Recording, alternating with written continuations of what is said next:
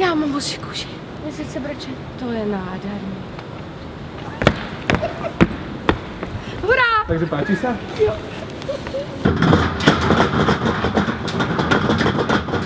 Jde nahoru a tam bude 30 členů orchestru.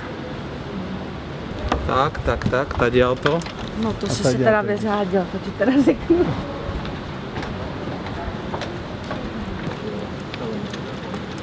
Tak to bude státie, tu je státie, toto je státie, ale oni budú vysoko, neboj sa, oni budú takto trčať vlastne. No počujem, ukážem ti šatňu.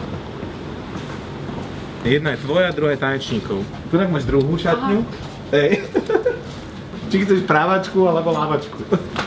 Tak ktorú máš radšej? Která je lepší ta hemisféra? Která je ta moje? Pravá. Tak jdu doprava. Výťah, poprosím. Raz, dva, tri. A když pak vyjede ten orchestr, tak já budu kde zpívat? Ty keď vyjede orchester, to odíde hore, tak môžeš tu spievať a čas môžeš tu spievať. No je to mazec, no. To je masaker. Najlepší zvuk na svete. Prisahám, to je najdokonalejší zvuk na svete a my budeme na koncerte premiéru. A mám mě rád. Miluj ťa. Poď, ukážeme. Tady to, poď. Ale moje kapela jsou úplně nadšení, říkali, že vůbec nečekali.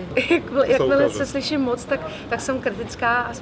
A co říkáte na to? Já jsem úplně z toho nadšená, z toho, co tady vidím. Dokonalý. Že jo? No, Ale všichni nadšení. No, tak si to řekneme 11. dubna. Ale ta nadšenost je tady nekonečná. No tu sa stretli srdciari.